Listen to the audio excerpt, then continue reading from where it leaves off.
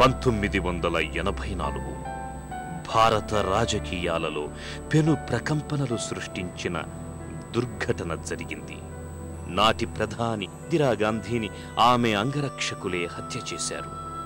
దేశం యావత్తు విషాదంలో మునిగిపోయింది.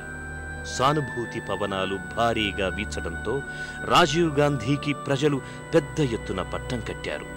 ఆ ఎన్నికల్లో కేవలం 2 సీట్లు మాత్రమే సాధించిన బీజేపీ అట్టడుగు స్థాయికి పడిపోయింది. ఆ అట్టడుగు స్థాయి నుంచి 1996లో పార్లమెంటులో అందరికన్నా ఎక్కువ స్థానాలు సాధించిన పార్టీగా బీజేపీ ఎదిగింది. 1996లో వాజ్పేయి ప్రధానిగా మొదటిసారి ప్రమాణ స్వీకారం చేశారు. సభలో మెజారిటీ నిరూపించుకోలేకపోవడంతో ఆ ప్రభుత్వం 13 రోజులకే కుప్పకూలింది. విశ్వాస తీర్మాన సందర్భంలో పార్లమెంటులో వాజ్పేయి చేసిన ప్రసంగం అపూర్వమయ్యింది. దేశంలో ఆలోచించగల ప్రతి వ్యక్తిని ఆ ప్రసంగం ప్రభావితం చేసింది. हम अपने देश की सेवा के कार्य में जुटे रहेंगे. हम संख्या बल के सामने सर झुकाते हैं और आपको विश्वास दिलाते हैं कि जो कार्य हमने अपने हाथ में लिया है वो जब तक राष्ट्रीय उद्देश्य पूरा नहीं कर लेंगे तब तक विश्राम से नहीं बैठेंगे, तब तक आराम से नहीं बैठेंगे. अध्यक्ष महोदय, मैं अपना त्यागपत्र राष्ट्रपति महोदय को देने जा रहा हूँ.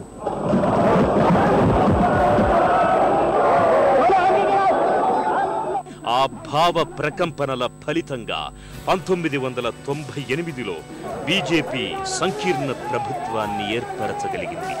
పార్లమెంటరీ పార్టీ నేతగా ఎంపికైన వాజ్పేయి రెండవ మారు ప్రధానిగా పదవీ బాధ్యతలు చేపట్టారు.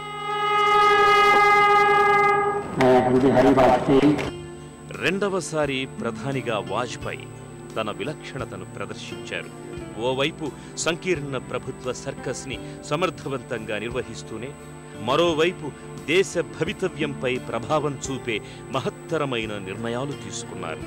ఈ నిర్ణయాలలో అణుశక్తి పాటవ పరీక్ష ప్రధానమైనది. అగ్రరాజ్యాలు ఎన్నో ఆంక్షలు విధించిన వాజ్పేయి ఆ బెదిరింపులను లెక్క చేయక భారతదేశం రక్షణ విషయంలో ఎలాంటి ఒత్తిడికి లొంగదని నిరూపించారు. ఎవరెలాంటి నిషేధాలు విధించినా భారతదేశం స్వయం ప్రతిపత్తి గలదన్న విశ్వాసాన్ని ప్రదర్శించారు. పాకిస్తాన్తో శాంతి చర్చలను పునరుద్ధరించి భారత్ శాంతి కాముక దేశమని వాజ్పేయి ప్రపంచానికి చాటారు.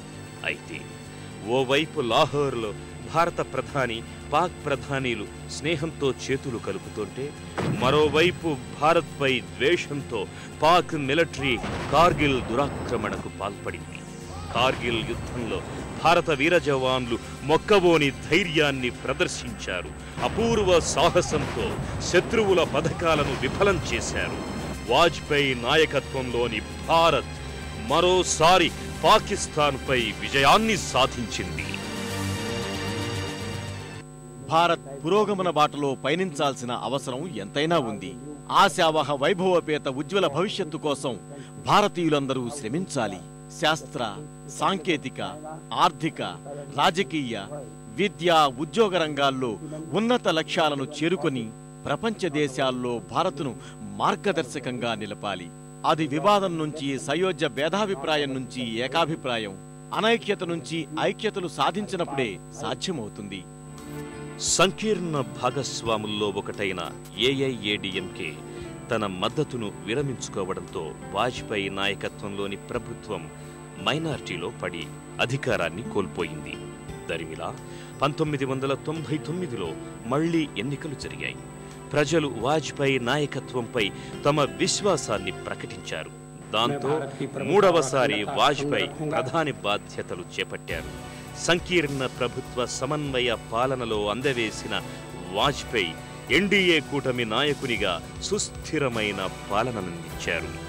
మూడవసారి అధికారంలోకొచ్చిన వాజ్పేయి ప్రభుత్వం తన పదవీ కాలంలో దేశాభివృద్ధికి దీర్ఘకాలిక ప్రణాళికలు రచించింది. స్వర్ణ చతుర్భుజి పథకం కింద జాతీయ రహదారుల అభివృద్ధి మహోన్నతమయ్యింది. ఎంతో దూరదృష్టితో వాజ్పేయి ఆరంభించిన ఈ రహదారుల అభివృద్ధి పథకం దేశ రోడ్డు రవాణా వ్యవస్థలో విప్లవాత్మకమైన మార్పులు తెచ్చింది. కోట్లాది మంది గ్రామీణ ప్రాంత వాసులకు తమ సమీప పట్టణాల్లోని మార్కెట్లతో సంబంధాలేర్పడ్డాయి. వాజ్పేయి ఆరంభించిన మరో మహోన్నత పథకం సర్వశిక్షా అభియాన్. ఈ పథకం గ్రామీణ ప్రాంతాలలోని కోట్లాది మంది పేద ప్రజలకు అక్షర భిక్ష పెట్టింది. ఇలా అందరి మన్ననలు అందుకుంటూ పార్లమెంటులో ప్రజావాణిని బలంగా వినిపించిన వాజ్పేయి 2004లో స్వతంత్రంగా క్రియాశీల రాజకీయాల నుంచి విరమించే వరకు అత్యున్నత ప్రామాణికాలకు ప్రతీకగా నిలిచారు. వాజ్పేయిలోని క్రమశిక్షణే ఆయనను ఉత్తమ పార్లమెంటేరియన్గా చేసింది. ఆయనలోని ఈ ప్రవర్తనే యువ రాజకీయవేత్తలకు ఆదర్శంగా మారింది.